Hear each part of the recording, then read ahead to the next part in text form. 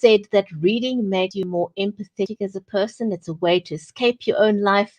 It can even take you to faraway places or put you in other people's shoes. But it can also keep your brain healthy and reduce stress and help you sleep better or even inspire you. And on today's show, we're going to be talking to the amazing J.E. McDonald about her book, Ghost of a Summoning. So don't go anywhere. We'll be right back.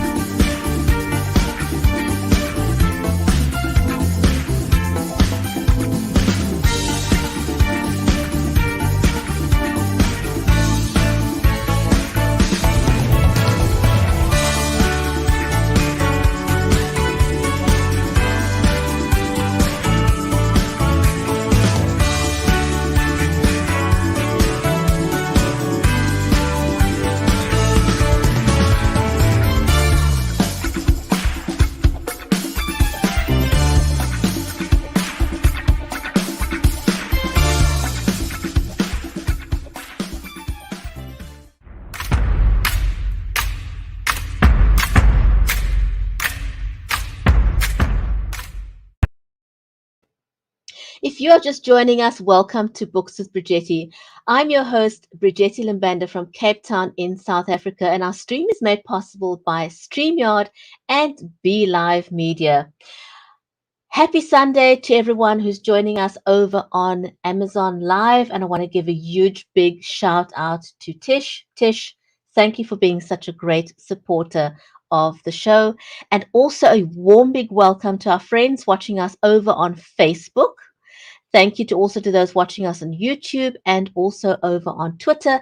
Great to have you here. Our amazing guest today is J.E. McDonald, and we're going to be talking about her book, Ghost of a Summoning. Now, I'm all about helping people level up. We all have to do online marketing these days, and one of the ways that you can level up is by investing in a great camera. The one I use is the Logitech Brio. The reason I like it is because it's got its trademarked right light technology, which means it will adjust to whatever lighting conditions you have, and that is just pure magic.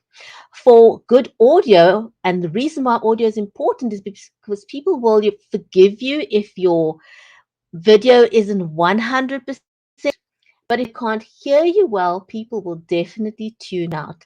So I'm using the Samsung condenser microphone, which I recommend. It has served me very well. But not everybody wants a big, chunky microphone, even though they are fantastic. So failing that, I do recommend that you invest in a lapel microphone. And this is the one I recommend. This is the Rode lapel microphone. It works amazingly great. So if you're using your phone, for example, to do live video, this is going to give you great sound experience, and it even comes with this amazing little windshield, which is super, super helpful to ensure that you've got great, super smooth sound. So today, our amazing guest again is J.E. McDonald, and we're going to be talking about her book, Ghost of Summoning. J.E. McDonald is from Saskatchewan in Canada, and she says that as a child, she was either searching for clouds of identifiable shapes or stargazing way past her bedtime. And she is a morning person because she's up at 5 a.m., coffee in hand, to start writing. And she also tells me that she loves Star Trek, James Bond movies, and she read Harlequin novels that her mother left in the bathroom, which she says gave her a bit of a skewed sense of sex education by the age of 11. Very interesting. So, Let's invite her to the show, shall we? Because no one else can tell her story better than she is able to do so. So let's welcome her to the show.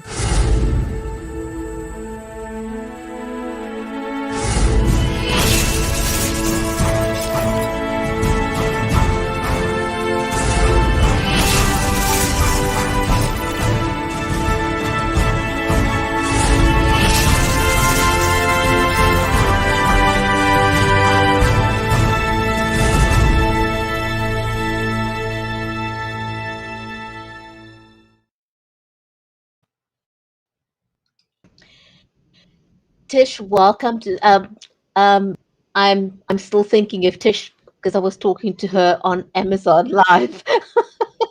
She's just one of the greatest fans on the show. So Jay, welcome to the show. So glad to have you here. And I just want to tell whoever, everyone that's watching us on Amazon Live, we've had authors on the show for 3.5 years, and there's a bunch of books that you can go and have a look on my storefront on Amazon. I've got a great deal of them on my Kindle here because they're just so many books, and of course Jay's books are right there in the carousel as well. Jay, how did you sound like you had a fascinating childhood. um you know it just sounds amazing. Is that how you got into writing from a young age? Yeah, I've always loved writing.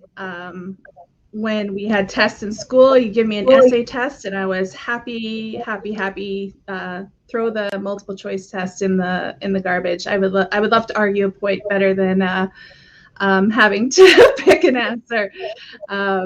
Yes, and imagination was always a part of my life. I am the youngest of 5 kids, so they were always busy doing other things, and I was left to my own devices quite a bit. And so I was always making up stories all the time. Well, that's quite interesting because I also come from a family of five, and I'm on the other end of the scale, being the oldest in the family. So it's amazing how the dynamics in the family shifts depending on where you are, in the food chain when it comes to your siblings. So it's an interesting topic, but we want to talk about your writing career. So who did your mom actually encourage you to write, or was it something that you just felt passionate about and started doing it? I did it on my own. My mom was definitely a reader, not a writer. But my parents have always been extremely supportive in whatever I tackle in my life. So if I had said I want to be an author at 10 years old, they would have been like, okay. But it wasn't until uh, it, in my 20s that I was seriously considering pursuing it as a career. Wow. And I mean, what made you?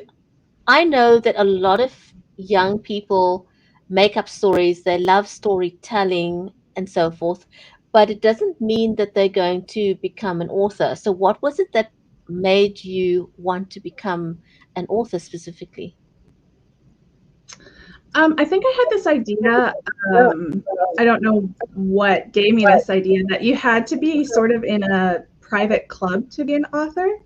That it was only like the special select group of people that were allowed to write books. And I think with the dawning of self-publishing, that really broke down barriers for me. It showed me that anybody could do it, and I started considering it then. I just wrote at bedtime in my little notebook. I had a story kind of running in my head, and I'd write every night. And it caught on, and I kept going and going until I started writing on the computer, um, and ignoring everything else around me. I think you're right about that, about people thinking that it was not something that they could attain. But with the advent of self publishing, I think it did flip things on its head. you had more choices. And if you got, I've had an amazing amount of authors over the years talk about how many times they were rejected um, Mm. by publishers. They kept, the door gets slammed in their face, and then they either indie publish or they self publish, and their book simply takes off. You know, so it doesn't mean that you can't be a successful author if you self publish or indie publish. You don't necessarily have to be published by the big five. Obviously, there are things that come with that, but it doesn't mean that you will not be a good author if you go the indie publishing or self-publishing route. Tell me a bit about Ghost of a Summoning. How did you come up with the storyline? That how did you decide on the title? And when did you decide on the title? I always find that interesting because some people start with a title, other people have no idea what the title is until they're halfway in.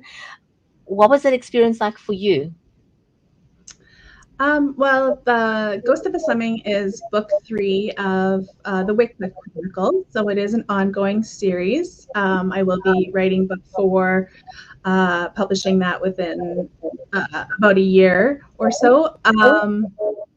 So it's book 3, and it's a continuation of characters that have appeared in earlier books, and I just needed to write their story. So Aubrey is a friend of a witch who is in book 2, Ghost of an Enchantment, and I needed to tell her story, and it all revolves around a paranormal investigation company called Liller Investigations. So each book focuses on a different couple who around that paranormal investigation company. And the title, I actually had a different title in mind when I wrote it. I had wanted to call it Ghost of a Promise because there's a lot of things about promises, promises made and kept and broken in the book. But my editor and I had a discussion about it when we were doing edits about how Ghost of a Summoning was a stronger title. It kind of gave indications of more of the content of there's demons and demon hunters in it. So I agreed with her because when you think of summoning, you think of definitely demons There's an and not sense just of urgency. Summoning means urgency. yeah. It was a little bit more of an exciting title than I had originally picked, so I did agree with her. And I love it. I love the title. I think it's perfect. And the cover of the book. Um, how did you come up with the cover? Well, my publisher, City Owl Press, they do the covers through a graphic artist company, but they always ask for input. So I gave them my ideas. My editor gave her ideas, and it was actually a really collaborative effort on this particular book.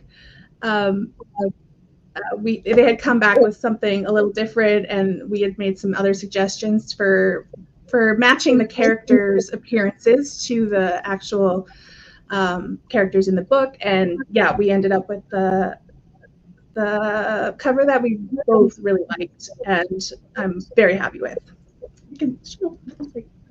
Oh, let me put you onto full screen and you can show that beautiful cover there. Yeah. It's a lovely cover. Just the stance of the people tells a story in itself. Yes, so he's a demon hunter and a Roman, and she is an antique store owner, and a prophecy has been proclaimed that he knows about, and she seems to be at the center of a lot of bad things that are going to happen, but it doesn't make sense because she's a good person. So it's kind of a mystery unraveling as well. Wow. May I ask you, would you mind reading a section out of the book? Sure, yeah, I can do that. And I'm just going to read a message from Tish over on Amazon to you. She says that you have a great personality and that she thinks the cover is very nice. Oh, thank you. That's lovely to hear. Thank you. Okay, I will read a little bit out of the first chapter. So Fantastic. Aubrey is in her antique store, and this is where they first meet for the first time. It's at two main characters. The bell above the front door tinkled, announcing someone's arrival, and she closed the app. A man entered, a big man whose muscular shoulders were so wide he blocked out most of the light coming through the door. Oh, hello there, Aubrey said, her smile faltering a bit. This guy was really big, like linebacker big. Can I help you find something today? Outside, a gust of wind rustled through the changing leaves of the sassafras trees that lined the boulevard. Traffic hummed along, then became muffled as the door closed behind him. The man didn't answer, a frown tugged at his features. His short brown hair caught the morning light, and the angles of his square jaw looked like they could cut through concrete. A brown military-style jacket, gray t-shirt, and black jeans hugged his muscular frame. He didn't look her way, his eyes riveted on something in her display window. She didn't have much there, mostly plants and a couple larger furniture pieces up on a platform. She thought the greenery conveyed a fresh vibe, drawing window shoppers inside. Was he interested in the pair of Hepplewhite chairs? He honestly didn't seem the type. Maybe more of the Louis VIII kind of guy. After a moment, he tore his gaze away from the window and continued into the store. The hardwood floor creaked under his footsteps. He passed her by, barely glancing in her direction, his eyes quickly skimming everything else in the store. A distinctive scent followed him, something woodsy mixed with the fragrance of fresh soap. Rattled by his presence, she couldn't tear her eyes away. His rugged appearance lent her ideas that he spent a lot of time outdoors, chopping logs without his shirt on, or perhaps a pirate captaining his ship, again without his shirt on. Aubrey's stomach twitched at the image she'd created in her mind. An entirely different type of nervousness competed for her attention. If he weren't so big, he might have been a little less intimidating, but as it was, Aubrey's heart rate kicked up a few notches.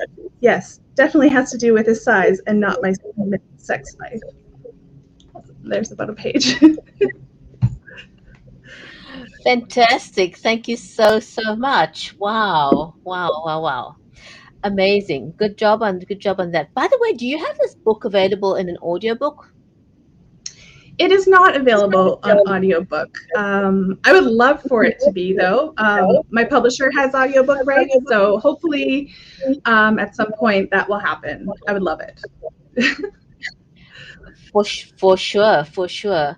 And if you did an audiobook, would you read it yourself or would you farm that out? I would definitely get someone else to do it. That's not my thing. Even reading a page is a lot. It takes a lot of practice. I actually spoke to an author not too long ago, very interestingly, and she was telling me that she took, I think it was 8 months that she took to narrate her book. And then when she listened back to it, she decided, no, this is not good, and she turfed the whole recording. And then she re-recorded it, and I think it took her 3 months the second time around. And her friends thought that she did a really great job, and then said, "Well, why don't you write a how-to book on, how to record your own audiobook?" And she did. I thought that was brilliant.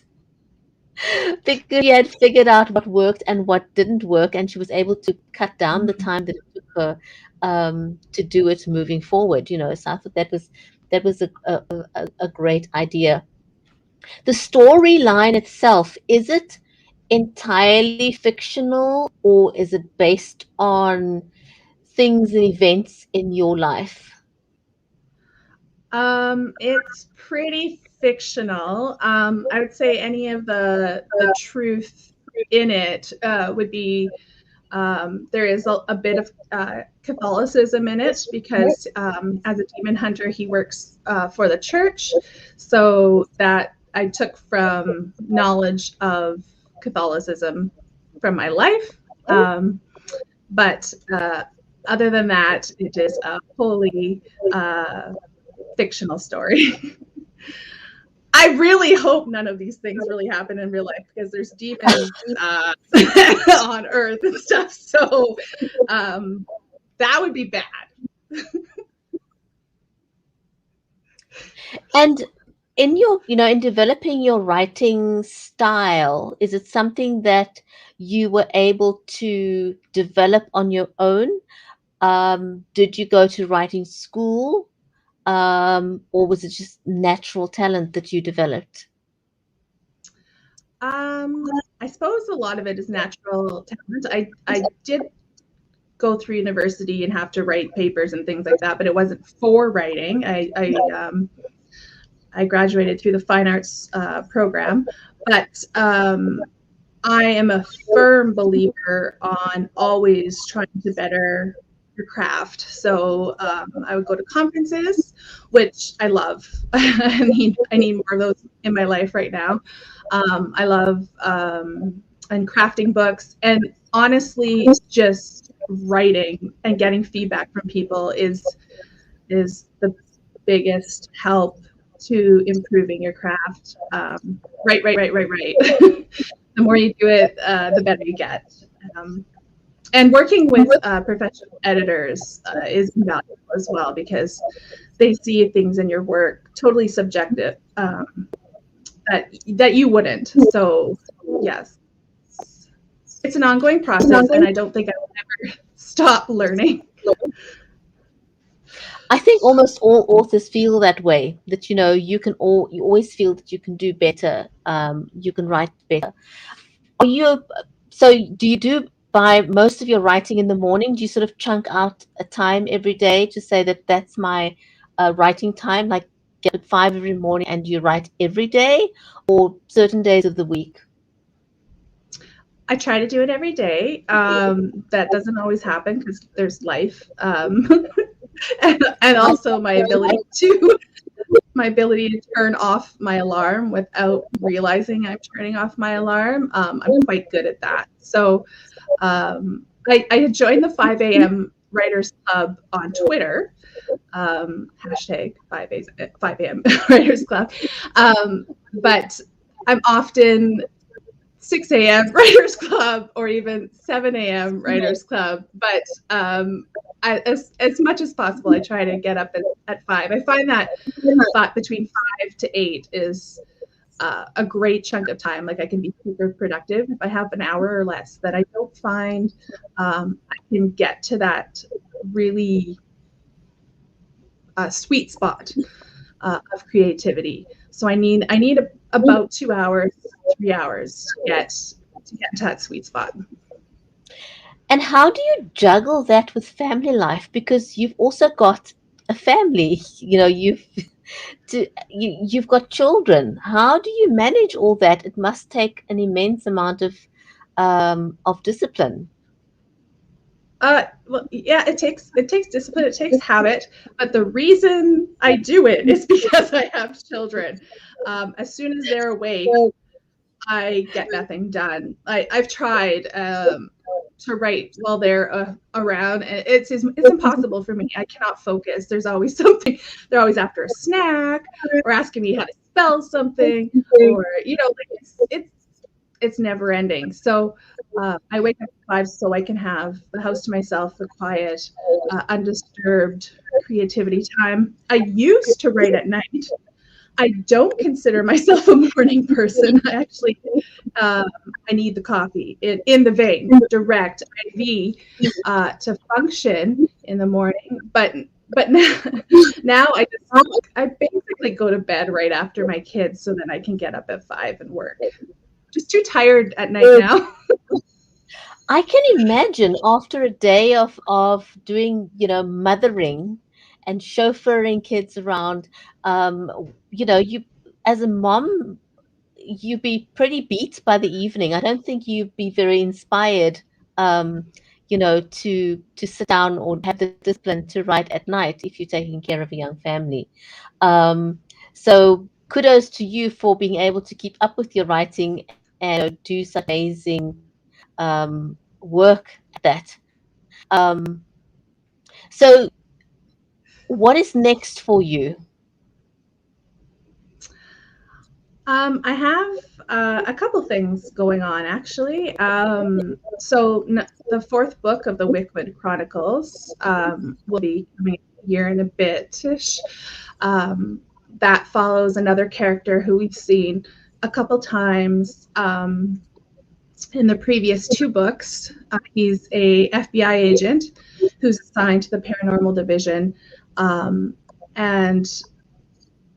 he's in over his head because paranormal keeps happening way more than it should. And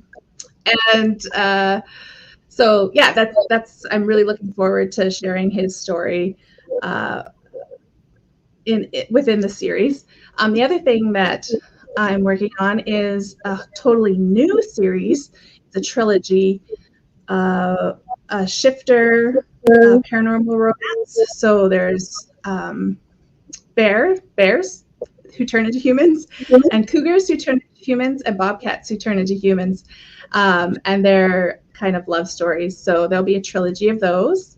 And yeah, that's what I'm working on right now. I'm actually in the middle of writing the second book of that series, which I'm very excited about. That's amazing. I can tell that you're excited about what you write. Where do you draw the inspiration from? That's a good question. It comes from everywhere. I don't even know. I love reading, for one thing. I didn't start writing paranormal romance. I actually started writing sci-fi romance. So when I was writing at night, but it always has to have romance. I was writing at night. It was the sci-fi, and it was like a far future world. We didn't live on Earth anymore because we wrecked it so bad. We lived in space. I still love that story. I'll have to go back to it. I moved into like romantic suspense. I tried some like spy stuff, and then I don't know. It just morphed this paranormal romance. It actually started with me wanting to write about a ghost hunter. So that was the first book, Ghost of a Gamble, is about a ghost hunter. So I don't know where these ideas come from. I could be driving and have an idea. Actually, okay, no, I do remember specifically now that I'm thinking about it, where the first idea, little kernel, came for my first shifter book.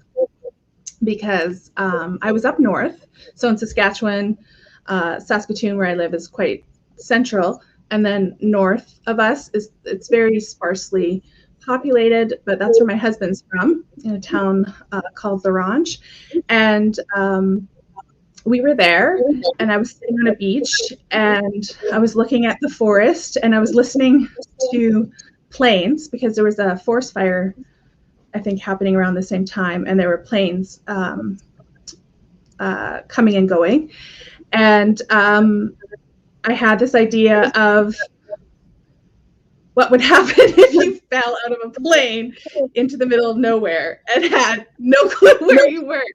And that's basically how my my person starts the book off for my first book in that shifter series. And so that was the first kernel, and then it just spiraled from there. Yeah.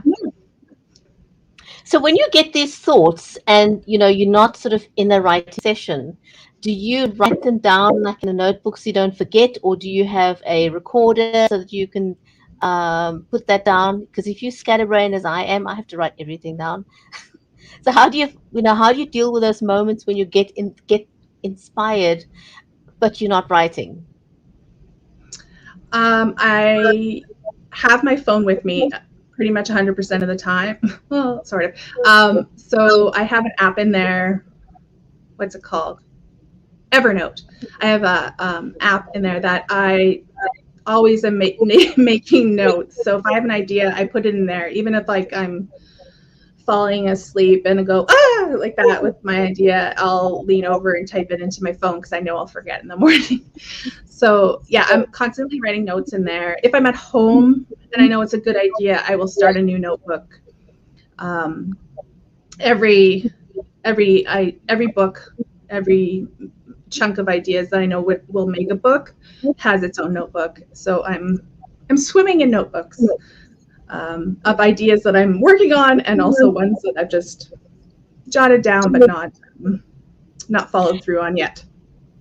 And I'm also curious, do you write your books in longhand or do you type them out? If you do type them, do you use particular software? What's your writing style? What's your process?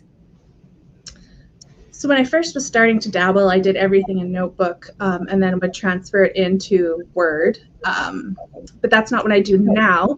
I found that as I was writing, I couldn't write by hand fast enough for my thoughts. So I started writing directly into my computer, which I didn't think was going to be as satisfying, but because I could keep up with my thought processes, it actually ended up being really satisfying. And then now I use Scrivener, the writing program Scrivener. So I draft in there, but once I send it off to my editor, then we're working in Word back and forth. Well, I always feel that whatever works for you is great, because what works for one person doesn't work for the other one, but we've all got different circumstances. So if you find something that works for you, just stay with it, go with it. Tell me a little bit about your marketing process for your work, because you've published prior to the pandemic and now you've published during the pandemic. How has it been different for you? How did you adapt to the different period of marketing? Actually, my first book came out in June of 2020. So that was actually right in the pandemic. I have to say, I was in a bit of a dip of depression at the time, and I didn't do anything at all for marketing, which is embarrassing to admit. But besides what my publisher did, I did very, very little. But over the past year, I've learned from my fellow authors at City Owl Press and just other groups I've been in that have been really, really open and helpful. When we do cross-promotional stuff, it's great. Like connecting with other authors who are writing similar things is really beneficial. And I think my biggest marketing thing right now is that I've just finished a novella that is a prequel to the books in the Wickwood Chronicles, and that will be coming out in the spring. And I will be using that as free novella to those who subscribe to my newsletter, and in other sorts of promotional opportunities to get people to dip their toes in the world of Wickwood. And tell me, with the pandemic and publishing during the pandemic, prior to the pandemic, you could go into libraries and read your books to the audience. How have you dealt with not having the ability to do that? Or are you doing it now? Has it opened up? Are you back to being able to read in libraries? Most things are online here in my town. So they do readings and book launches that way. I haven't taken the opportunity locally to do that yet. It's definitely on my list of things to do in the next year with my new releases that will be coming out in 2022 and later. But honestly, live things kind of scare me to death. So it'll be a very large leap for me to do one of those. When I started 7 years ago, I think I was also really scared of the whole, going online. But a lot of that fear is really in your mind. I guess it's like, the fear of getting published or writing and being hesitant about it. And when once you start doing it, you realize I'm actually having fun in the process. And going online is very, very similar. And I think it's simply down to being unfamiliar with the process of doing it. And when you realize, it's really not that difficult because you can actually go live using just your mobile phone if that's what you have. It is possible to do that. And I think the biggest struggle a lot of people have is that they're not comfortable with the sound of their own voice, which sounds weird, but it seems to be a reason why a lot of people are hesitant because you're not used to hearing your own voice, and you don't hear it the way other people hear it. And so a lot of us think our voice sounds really, really bad. But the truth is, it's it actually doesn't. It really, really doesn't. Um, So let's talk about that sometime. I'd be happy to help you get started if you'd like to dip your toes into that because I understand you will not believe what it felt like when I first started. Every single time I switched on the camera, I thought my heart was going to stand still. That I couldn't breathe. I was totally choked up. I had sweaty palms, and just pressing the go live button was scary. So believe me, you can do this. You can do this. You've got this. I think me reading earlier here was probably the best I've ever read because usually I get this like super shaky voice, and I think if I was in a room full of people right now, I would definitely get that shaky voice. So you've obviously made me feel very comfortable here for me to do that. Well, I thought your reading was great. You did. I mean, to me, you sounded completely natural and normal because I can usually tell if somebody's not comfortable. Then your voice kind of goes high pitched, and you can actually I can hear when somebody has that sense of not quite feeling comfortable when they're reading. But I think you did a great job. So I think you're off to a Thank good you. start there. I think you've got this. So tell me, you um have you gone with a publicist? Why have you gone with a publicist? Do you recommend a publicist as part of your marketing strategy? Yeah, I have a publicist. His name is Mickey Mickelson, and he's a really a great guy. He's go getter.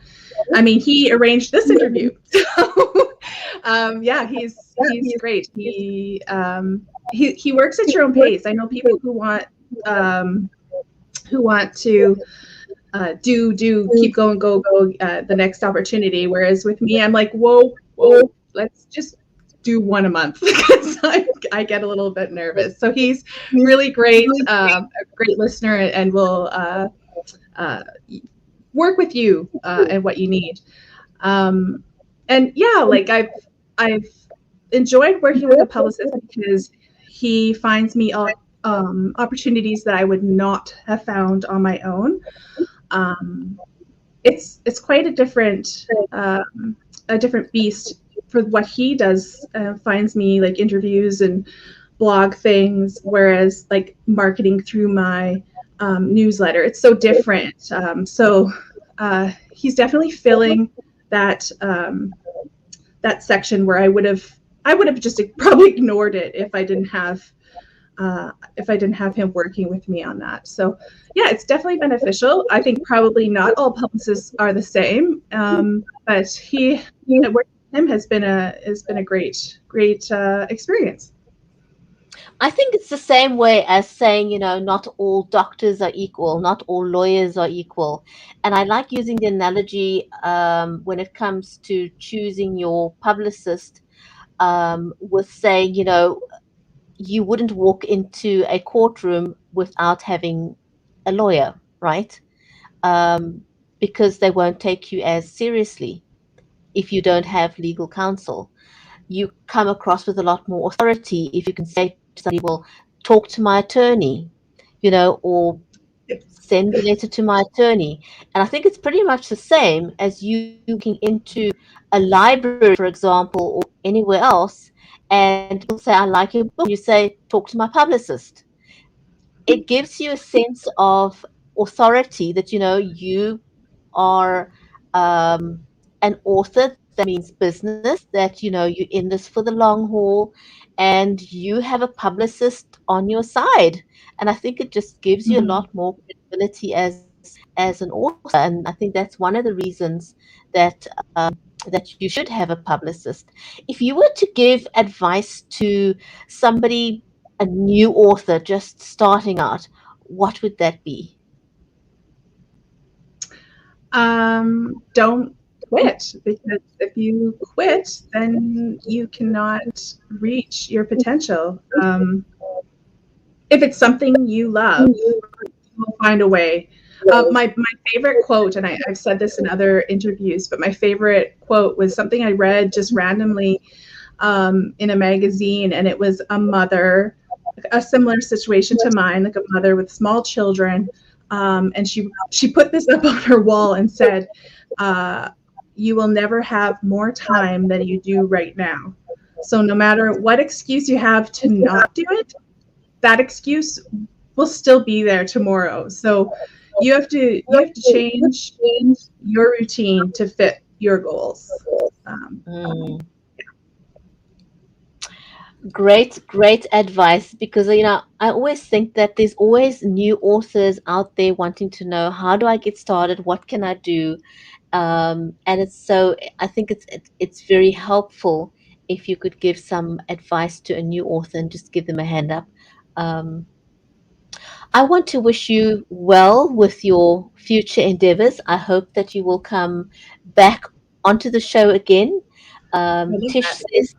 Tish says, thank you very much. It's been a great show. So Thank you, she Tish. enjoyed that. Yes, absolutely. Kudos to Tish and a huge shout out to her for being such a great supporter of the show. Totally appreciate that. And to all the other viewers that have been watching us on Amazon Live, on Facebook, on YouTube, on Twitter, it has been absolutely amazing. So a huge shout out to all of you. Um, JE, thank you, and I hope that I will see you on the show again at a future time. I would And love that. thank you. So I want to just say, stay safe, everyone. Take care, and we'll see you back on another episode of Books with Bridgetti. This was amazing. From me in Cape Town, South Africa, it's going to be goodbye for now.